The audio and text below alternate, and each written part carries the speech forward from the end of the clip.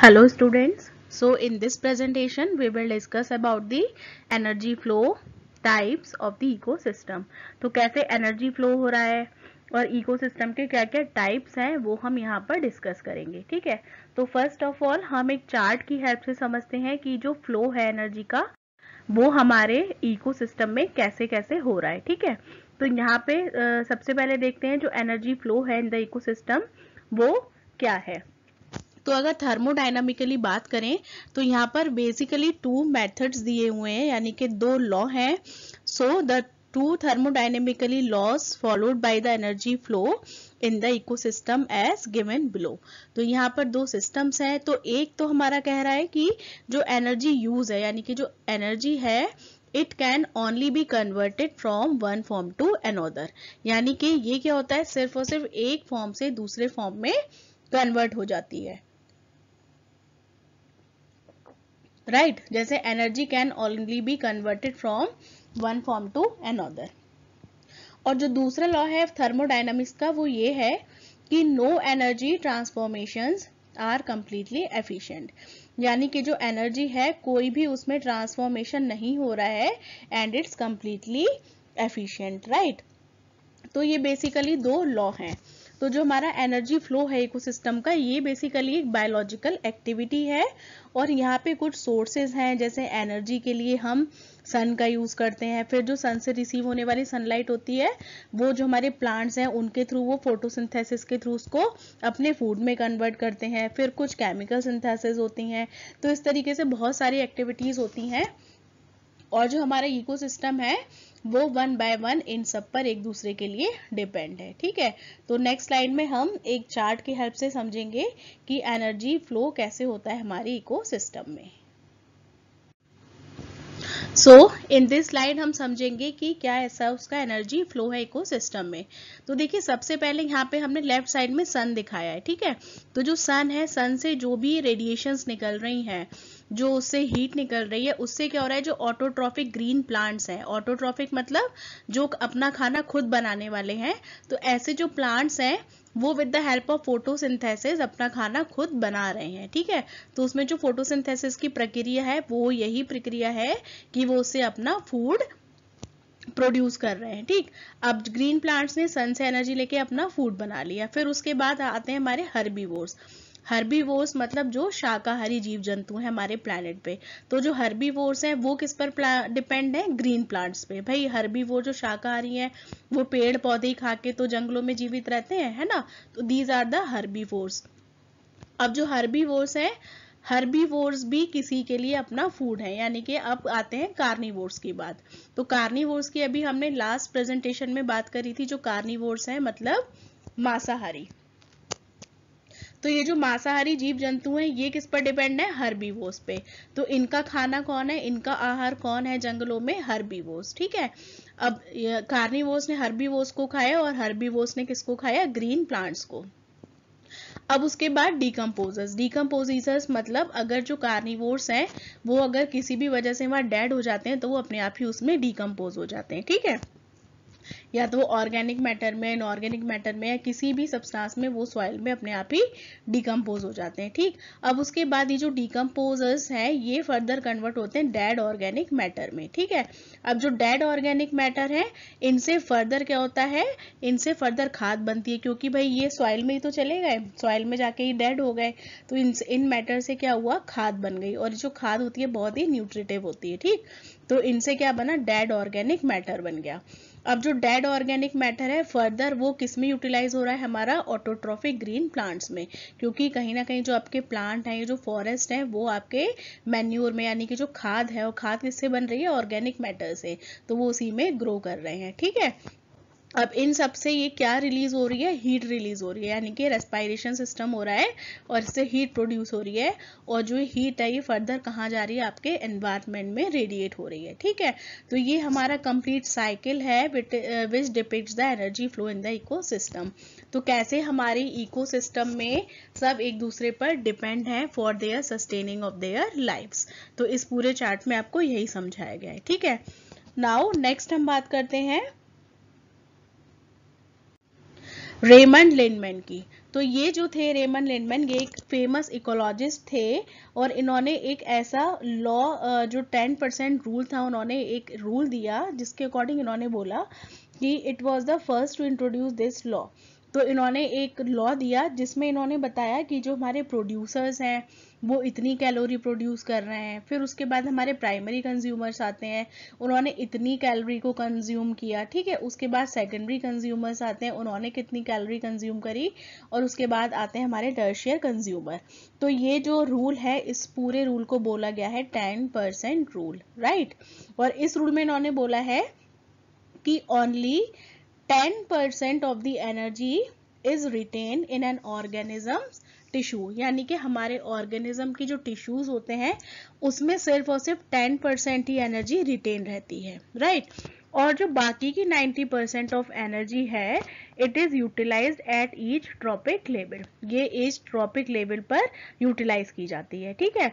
यानी कि अगर हम एग्जाम्पल के तौर पे देखें तो जो हमारे प्लांट्स हैं वो हमारी अगर सपोज 1000 कैलोरीज, जो प्रोड्यूसर्स हैं वो 1000 कैलोरीज को रेडिएंट को फ्रॉम द एनर्जी से ट्रैप कर रहे हैं, तो इसका मतलब कि उसमें से सिर्फ और सिर्फ 10% ही जो कैलोरी है would be transferred into the plant tissues।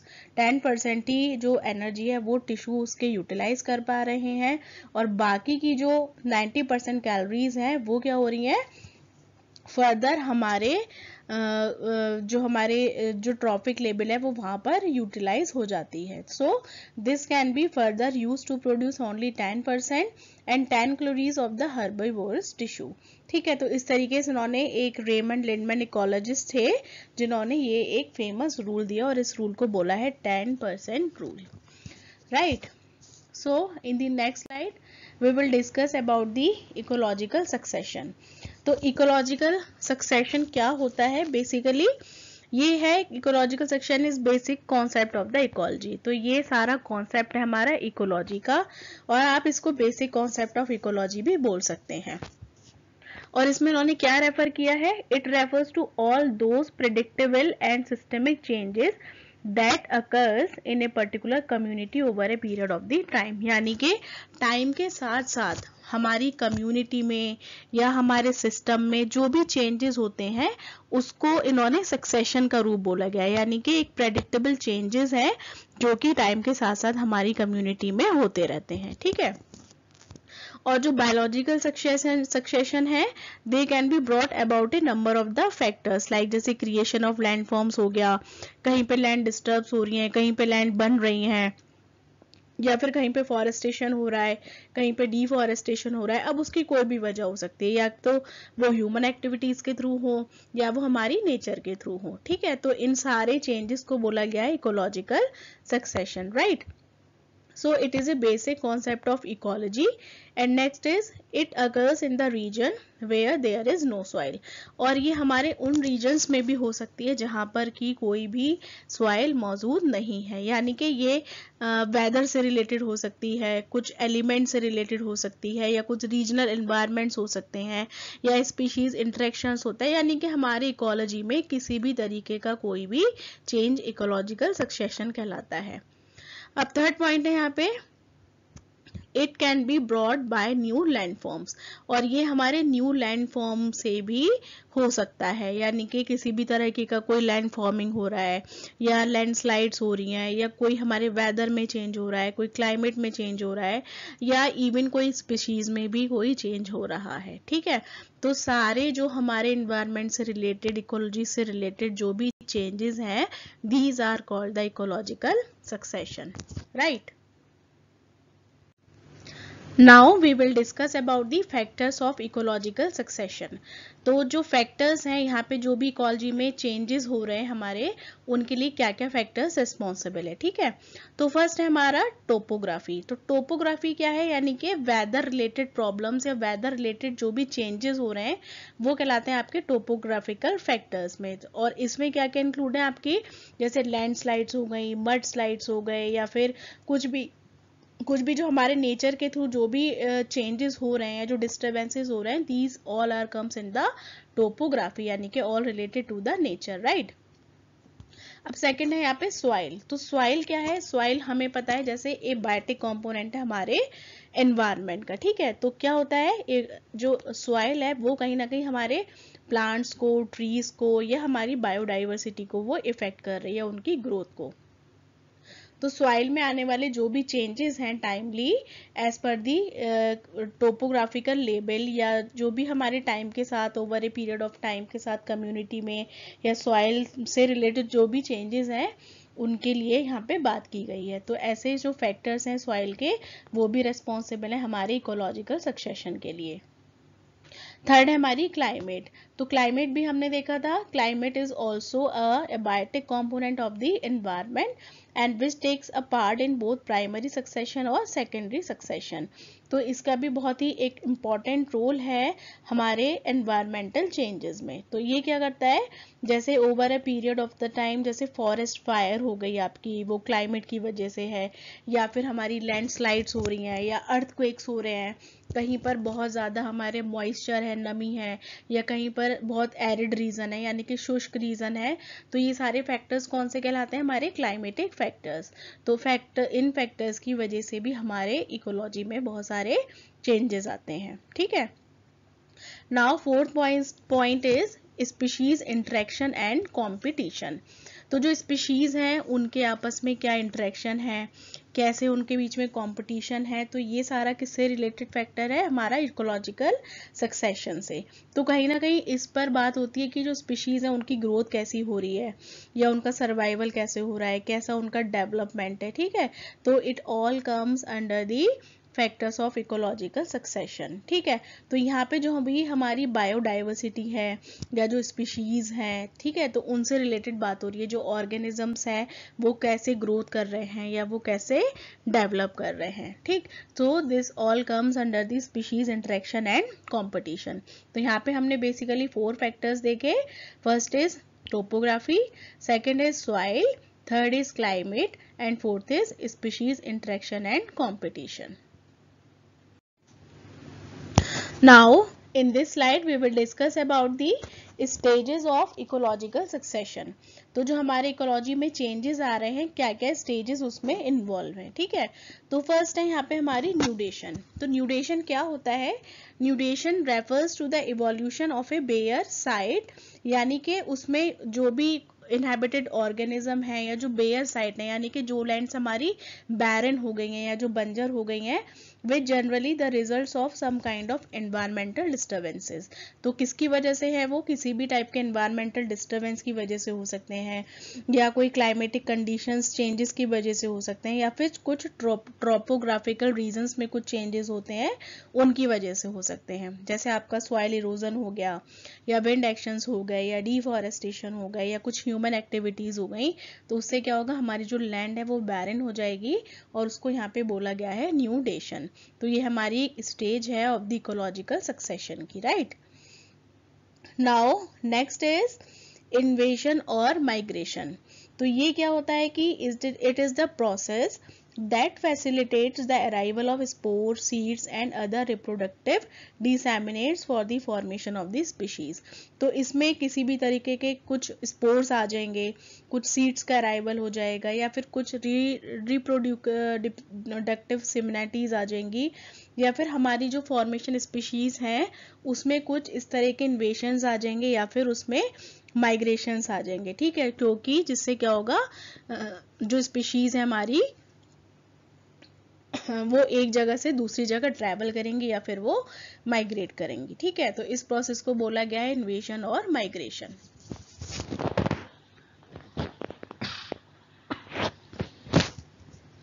Now next is हमारी ईसिस, ठीक है। तो ईसिस बोला गया है आपके refers to the formation of the first plant community. तो इट मीन्स कि ये हमारी एक प्लांट की कम्युनिटी है, और इसमें क्या होगा, जो फॉर्मेशन ऑफ के प्लांट होंगे, it community is largely influenced by the soil structure, यानी कि यहाँ पे जो सॉइल है, soil will play a important role, और जिसकी वजह से क्या हो रहा है, जो हमारी प्लांट स्पीशीज है वो वाइडली स्प्रेड हो रही है, उनमें ग्रोथ हो रहा है या उसमें रिप्रोडक्शन हो रही है। जनरली ये जो मेथड है, it's all related to the soil, right. Now next point is aggregation. तो इसमें क्या होगा, it refers to the increase in the population of established species in a particular region, यानी कि वहाँ पे जो पॉपुलेशन है वहाँ पे एग्रीगेशन होने लगेगा, यानी कि वो स्पीशीज जो है वो अपने आप ही उस रीजन में बढ़ने लगेंगी, उसका एग्रीगेट हो जाएगा। तो यानी कि in large number of the succession small herbs replaced by shrubs, या जो इम्पोर्टेंट फूड है वो फ्यूचर कॉलोनाइजर्स के लिए चेंज हो जाएंगे, यानी कि कुछ अपने आप ही स्पीशीज का रिप्रोडक्शन होना, यानी उनका एग्रीगेशन होना। तो इस प्रोसेस को बोला गया है एग्रीगेशन। नाउ नेक्स्ट है हमारा कंपटीशन। तो कंपटीशन में क्या होगा, जो स्पीशीज होंगी they are inhibit to an area and both intra specific और inter specific competition in between the species. तो जो स्पीशीज हैं उनके अपने आप में ही इंटर और इंट्रा उनके बीच में कंपटीशन स्टार्ट होने लगता है, और उससे क्या होगा, जो हमारी स्पीशीज होंगी लाइक फूड है, वाटर है, इस टाइप के जो प्लांट्स और एनिमल्स से रिलेटेड स्पीशीज हैं उसमें आपस में शेयरिंग होने लगेगी या फिर एलिमिनेशन होना लगेगा, यानी कि अपने आप ही स्पीशीज का बढ़ना या उसमें कंपटीशन होना।